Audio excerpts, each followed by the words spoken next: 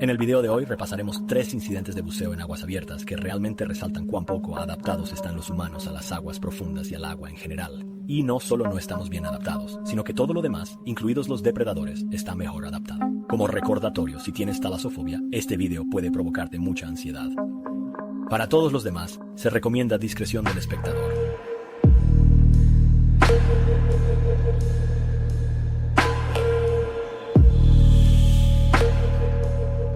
A menudo considerada como uno de los mariscos más sabrosos, la langosta también es una de las más caras. Históricamente se consideraban un alimento que solo comían los plebeyos debido a su disponibilidad y mala calidad. Cuando su población era mayor, llegaban a menudo a la costa, lo que los convertía en uno de los alimentos más fáciles de capturar. Pero debido a su lenta tasa de crecimiento, su población se ha reducido a solo una fracción de lo que era debido a la sobrepesca. Capturar y almacenar langostas en grandes cantidades de forma segura para el consumo es un desafío debido a los estándares alimentarios modernos. Sin embargo, existen métodos modernos de cultivo masivo, como la pesca con redes de arrastre o el uso de nazas. Pero hay ciertas langostas que todavía se pescan comercialmente a la antigua usanza. Ciertas langostas, como las langostas zapatilla, prefieren las grietas de cuevas y arrecifes, por lo que frecuentemente son capturadas por buzos con redes de mano. Los buzos caminarán por el fondo del océano y atraparán las langostas con las manos. En junio de 1956, el buceador de langostas Michael Packard, de 1 año de edad, estaba pescando en Provincetown, Massachusetts. La primera inmersión del día fue un fracaso y no obtuvo casi nada. Alrededor de las 08:00 am, volvió a caer al agua a una profundidad de unos 15 metros. Pero entonces, justo antes de tocar el fondo del océano, sintió un fuerte empujón por detrás, casi como si lo hubiera atropellado un camión. Y entonces todo se volvió oscuro. Por una fracción de segundo, Michael pensó que sí. Ha sido atacado por un gran tiburón blanco porque nada más podría ser tan grande. Luego palpó a su alrededor y se dio cuenta de que todo lo que lo rodeaba era músculo blando. Fue entonces cuando se dio cuenta de que estaba en la boca de una ballena. Una ballena lo había cogido por detrás y ahora intentaba tragárselo entero. Afortunadamente todavía tenía todo su equipo de buceo puesto, así que esperó ansiosamente sin saber si pronto sería aplastado o si la ballena se daría cuenta de que no era comida. Unos 30 o 40 segundos después sintió que la ballena se sacudía de lado a lado y luego empezó a ver luz. Luego vio burbujas a su alrededor cuando la ballena salió a la superficie y lo escupió. Lo último que vio fue: su enorme cola se hunde por debajo del agua. Superficie, aunque estaba conmocionado, agradecía estar vivo. También en la superficie estaba el barco y la tripulación con los que estaba Michael y que observaron cómo se desarrollaba todo este asunto. Según el capitán, el barco Michael salió volando del agua con los pies primero y luego aterrizó de espaldas. Lo subieron a bordo pensando que se había roto la pierna, pero en el hospital determinaron que solo tenía una rodilla dislocada. Además, solo tenía algunos moretones en las piernas y afortunadamente no mostraba signos de aire o embolia al subir a la superficie tan rápido. Fue dado de alta al final del día y volvió a bucear la semana siguiente. La ballena que se lo tragó era una ballena jorobada, que puede llegar a serlo. Hasta 50 pies de largo y 36 toneladas y no se come a los humanos. De hecho, este comportamiento es básicamente inaudito. Se cree que la ballena confundió las burbujas de su equipo de buceo con un banco de peces y luego abrió su enorme boca como lo hace normalmente para usarla como red. Afortunadamente, una vez que se dio cuenta de que no era un pez, lo escupió nuevamente. En octubre de 2000, Tina y Gabe, de 326 años, celebraron una boda maravillosa en Birmingham, Alabama. Para su luna de miel querían hacer algo aventurero y, tan solo 2 días después de casarse, se subieron un avión a Sydney, Australia, para hacer algo de turismo. Después de pasar unos días en Sydney, partieron hacia la costa oeste donde tenían previsto realizar una excursión con una empresa de buceo para bucear en el histórico pecho del Yongala el próximo 21 de octubre. A las 22:00 horas. Llegaron a la costa y abordaron el barco que pasaría la noche. Navegación hasta el sitio de buceo. Cuando llegó a las 02:00 am, la pareja dormía en su litera descansando para la inmersión del día siguiente. Tina y Gabe se unieron a la tripulación y a los demás buzos en cubierta para recibir información sobre el equipo y la ruta de buceo a las 09:00 horas del día 22. Tina y Gabe trajeron todo, menos un juego de aire. Tanques que obtendrían de los miembros de la tripulación de la excursión. Una vez que estuvieron vestidos y listos, se lanzaron al agua con un grupo de otros 4 buzos para explorar los restos del naufragio y regresaron nadando al barco. Debido a que la computadora de buceo de Gabe no parecía funcionar correctamente, terminó sacando la batería y reposicionándola, momento en el cual comenzó a funcionar correctamente y luego los dos saltaron nuevamente al agua. El barco de pasajeros del siglo XIX que se hundió frente a la costa se ha convertido en un lugar popular para bucear. Está ubicado cerca de una sección de la Gran Barrera de Coral y descansa entre 30 y 16 metros de profundidad. Esto significa que es accesible para buceadores recreativos. Después de entrar al agua, la pareja planeó viajar por la línea de ancla, luego nadar a través de la sección superior del naufragio y luego ascender por una segunda línea de ancla de regreso a la superficie. Pero momentos después, Gabe volvió a la superficie y esta vez Tina no estaba con él. Gabe gritó pidiendo ayuda para recuperarla a ella y luego a un miembro de la tripulación. Los miembros saltaron al agua para ir a buscarla. El miembro de la tripulación finalmente la encontró tirada sin vida en el fondo del océano y la llevó de regreso al barco. Desafortunadamente, a pesar de intentar resucitarla durante 45 minutos, Tina no pudo ser reanimada. Obviamente, este fue un incidente increíblemente trágico para una pareja en su luna de miel. Un segundo estaban enamorados y listo para pasar el resto de su viven juntos y al momento siguiente fueron separados. Sin embargo, al iniciar una investigación sobre el incidente, las cosas empezaron a no cuadrar. Primero, todos en el barco eran buceadores experimentados excepto Tina. Esta inmersión también se conoce como inmersión roja por su dificultad. Debido a la fuerte corriente en el agua en esa área, las inmersiones rojas generalmente solo se recomiendan para buceadores avanzados. Los investigadores le preguntaron a Gabe por qué eligieron realizar esta inmersión y por qué habían rechazado una sesión de orientación o por qué rechazaron tener un guía con ellos durante su viaje. Eso en sí mismo no es necesariamente sospechoso. La gente confía demasiado en sus capacidades todo el tiempo. Lo que resultó sospechoso fue el comportamiento de Gabe y su recuento de los hechos. Según Gabe, la pareja se dio cuenta de lo difícil que era la inmersión casi inmediatamente después de entrar al agua. La corriente era muy intensa. Tina le indicó que quería volver a subir. Gabe le indicó que inflara su dispositivo de flotación para que pudieran volver a flotar, pero cuando intentó inflarlo, no pasó nada. En cambio, Gabe afirma haberla agarrado y comenzado a tirar de ella. Pero mientras lo hacía, accidentalmente le quitó la máscara de la cara. La azotó para arreglarlo y luego, cuando pudo ver de nuevo, Tina estaba a 10 pies debajo de él y se hundía rápidamente. Y aunque tenía los brazos en alto, al intentar alcanzarlo, Gabe no pudo llegar a ella a tiempo. Fue en ese momento que salió a la superficie y pidió ayuda. El problema con esta explicación es que Gabe no solo estaba certificado en aguas abiertas, sino que también era un buzo avanzado, un buzo de rescate y un buzo especializado. Esto significaba que era extraño eso. Él no habría podido ayudarla. Podría haberla ayudado a inflar su dispositivo de flotación o después de que se hundiera, ir a darle aire. Lo que también resultó sospechoso fue que hubo inconsistencias en cada uno de sus relatos del evento. Durante la investigación, también pidió que le devolvieran su ordenador de buceo. El dispositivo de muñeca rastrea todos los eventos de una inmersión, incluyendo la profundidad y el tiempo.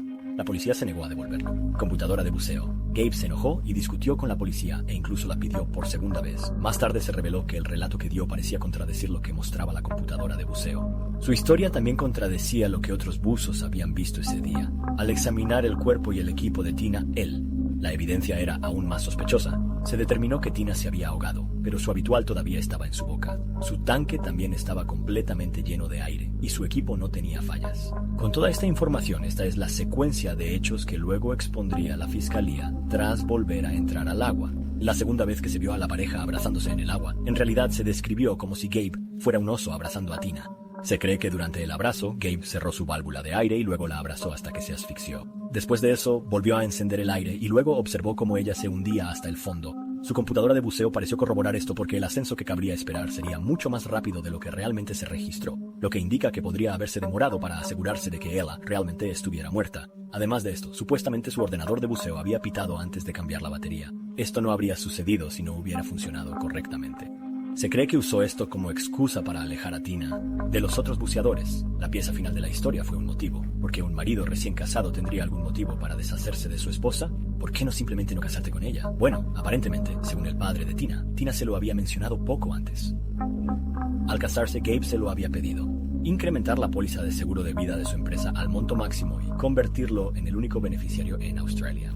Gabe se declaró culpable de homicidio involuntario y fue sentenciado a 12 meses y una sentencia suspendida de 4 años. Cumplida esa cantidad, fue deportado a Estados Unidos, donde fue arrestado y acusado nuevamente. Sin embargo, este caso fue desestimado por el juez por falta de pruebas. También se reveló que el propio testigo de la fiscalía, que era un experto en buceo, había cambiado de opinión en las últimas etapas del proceso y salió a la luz nueva evidencia de que la experiencia de Gabe era menor de lo que todos pensaban inicialmente. El curso que Gabe había tomado tenía la mitad de duración que un curso regular y no tenía experiencia en rescate y casi ninguna experiencia en aguas abiertas. El experto en buceo diría más tarde que no tenía esperanzas de ser competente. Ese día apenas pudo salvarse a sí mismo y mucho menos a su esposa. De hecho, Gabe incluso necesitó ayuda para conseguir su equipo el día de la inmersión. En el proceso judicial, el juez también impediría que el padre de Tina prestara testimonio sobre la supuesta petición de Gabe de aumentar su póliza de seguro de vida tras su absolución. Un par de años más tarde, en 2007, la familia de Tina notó que las flores y los regalos que dejaron en la uva de Tina seguían siendo destrozados o desaparecían por completo. Esto siguió sucediendo incluso después de encadenar los objetos al suelo. Después de informar a la policía sobre estos incidentes, la policía grabó un video de Gabe quitando los artículos con un cortapernos y arrojándolos a la basura. Fue tan malo que más tarde recibió una orden judicial para que se mantuviera alejado de su tumba. Pero en los últimos años, al reexaminar el caso, parece que muchos expertos en buceo opinan que se trataba simplemente de un caso de personas que no deberían haber estado en él. La situación en la que se encontraban y su falta de experiencia finalmente los llevó a una muerte evitable. Sin embargo, las acciones posteriores de Gabe son, cuanto menos, interesantes. Nacido en Florida en 1981, Nicholas Maboli pasó la mayor parte de su vida adulta en Brooklyn, Nueva York, donde trabajó como técnico de utilería en cine y televisión. Algunas de las piezas más notables en las que trabajó incluyeron Gossip Girl y el espectáculo Chappelle. También tenía algunas aspiraciones de convertirse en escritor y actor e incluso protagonizó la película independiente Existen. También era un gran deportista y un poco temerario. Eventualmente se dedicó al buceo en apnea y en 2012 comenzó a competir en apnea. Poco después de su decisión de competir se volvió muy bueno muy rápidamente. Al cabo de un año ganó el concurso de Hableu en las Islas Caimán. Luego lo ganó al año siguiente, también en 2013, y quería hacerlo. Tercer puesto en la Copa del Caribe. Luego ganó el bronce en el Campeonato Mundial en Grecia, en Nuace. Con solo 32 años y todavía nuevo en este deporte, fue el primer estadounidense en superar los 100 metros o 328 pies de profundidad en la categoría de peso constante con finlandeses. Buscaba hacerlo más tarde ese año. Vuelve a competir en el que se considera el Wimbledon del buceo en apnea, llamado Vertical Azul. Esta competencia ocurre en Dean's Blue Hole, en las Bahamas, que es un sumidero de 200 metros o 656 pies de profundidad. La entrada al sumidero comienza siendo bastante estrecha, pero luego se abre hasta 100 metros de ancho en el agua. De hecho, este sumidero es el sumidero más profundo conocido en la Tierra, lo que lo hace perfecto para competiciones de buceo libre. En la competencia de ese año, habría 34 atletas de 16 países que participarían en 3 categorías de clavados distintas. Primero está algo conocido como peso constante con aletas. Aquí es donde los buzos nadan con aletas y siguen una guía, pero no pueden tocar la directriz excepto para pasar del descenso al ascenso. La segunda se conoce como inmersión libre. Aquí es donde los buzos pueden usar la propia línea para bajar, pero no se les permite usar aletas. Y el último y más desafiante es el peso constante con aletas. Igual que el primero, categoría, pero sin el uso de aletas para ayudar a nadar. El objetivo de cada uno de estos, nadar lo más profundo que puedas con una sola respiración. Y los buceadores son tan buenos en esto que son comunes las inmersiones que duran 3 minutos o más. Y ten en cuenta que están nadando, gastando energía todo el tiempo. El viernes de la competición, Nicholas intentó batir el récord nacional de inmersión libre, que era de 96 metros, pero algo salió mal durante su intento, y hubo que ayudarlo a salir a la superficie. Cuando resurgió, había sangre goteando de su boca y estaba furioso y maldiciendo. Durante el descenso pensó que se había reventado el tímpano y que, por tanto, ya no podría competir. Afortunadamente para Nicholas, no se apagó. Simplemente tuvo un pequeño apretón en las vías respiratorias superiores y pudo seguir compitiendo. Esta es una condición en la que algunos de los capilares estallan en profundidad debido a la presión y es bastante común en el buceo en apnea. Por lo general, solo resulta en sangre. Nariz y no es tan grave, por lo que los buzos pueden continuar. El domingo intentará batir un récord diferente en la categoría de peso constante sin aletas, donde lo haría. Intenta llegar a los 72 metros sin aletas. Ahora tal vez valga la pena contextualizar exactamente cuán profundo y desafiante es esto. La piscina promedio tiene 8 pies o 2,4 metros de profundidad. Una piscina olímpica mide 10 pies. A 3 metros de profundidad, Nicholas lo intentaría. Nadar 72 metros o 236 pies de profundidad con una sola respiración. Alrededor del mediodía, justo antes de su intento, estaba tumbado en el agua boca arriba con los pies apoyados sobre un fideo, tratando de relajarse lo más posible. Esto le ayudaría a reducir su ritmo cardíaco y su metabolismo. Utilizaría menos oxígeno. Poco después de eso, respiró hondo y luego sorbió todo el aire que pudo para empacar el suyo. Pulmones al máximo. Luego, a las 12:25, metió la cabeza bajo el agua y comenzó su descenso a la superficie. Su progreso fue monitoreado y anunciado a los espectadores ansiosos, la mayoría de los cuales eran otros competidores. Ahora bien, otra cosa que quizás te preguntes es cómo los apneístas pueden descender y ascender tan rápido sin necesidad de descomprimir, como los buceadores. Los buceadores respiran gases bajo presión, mientras que los buceadores apneístas contienen la respiración en la superficie antes de descender. Esto significa que el volumen de gas será el mismo cuando salgan a la superficie. Dicho esto, el buceo en apnea todavía existe, con un montón de otras rarezas fisiológicas y riesgos potenciales para la salud. Naturalmente, el ritmo cardíaco humano disminuye en respuesta a contener la respiración para conservar energía. Los buceadores se entrenan intensamente para poder retener la respiración durante largos periodos. La respiración se controla por una combinación de factores. Primero está la cantidad de aire que puedes. En realidad, manténgalo en sus pulmones. También depende de cuánto se reduce su consumo de energía. Por eso los buceadores intentan relajarse lo más posible antes de bucear. Otro factor es que también utiliza el oxígeno que consume. Por lo tanto, los buceadores deben estar en buena forma cardiovascular. Y por último, los buceadores simplemente necesitan poder tolerar la hipoxia o la falta de oxígeno. Para practicar esto, los buceadores entrenarán manteniendo la respiración para desarrollar adaptaciones físicas a la falta de oxígeno, así como fuerza mental al intenso deseo de respirar. Y Nicholas no era ajeno a nada de esto. Nadó tranquilamente hasta 15 metros, 30 metros, 45 metros, 60 metros y luego a 68 metros pareció dudar. Se detuvo brevemente y luego pareció que iba a ascender. Y luego, momentos después, pareció cambiar de opinión y luego volvió a bajar al récord de 72 metros. Todos los demás buceadores que observaron cómo se desarrollaba se dieron cuenta de que sería un ascenso muy desafiante. Habría sido difícil incluso sin las dudas, y mucho menos ahora con este nuevo obstáculo. Pero 3 minutos y 38 segundos después de que Nicholas sumergiera la cabeza bajo el agua por primera vez, regresó y se quitó las gafas. Para que una inmersión se considere exitosa, el buceador debe decir, estoy bien. Y entonces Nicholas lo hizo en un gesto con la mano. Pero cuando empezó a decir las palabras, estas como si gorgotearan, y luego se cayó hacia atrás en el agua y se desmayó. 5 buzos de rescate lo sacaron inmediatamente del agua y luego lo llevaron al médico del lugar. El médico se dio cuenta de inmediato. Algo andaba mal con los pulmones de Nicholas. Cuando lo pusieron de lado, la sangre brotó de su boca y cayó al muelle. Su pulso también era muy débil y luego, en 15 minutos, desapareció por completo.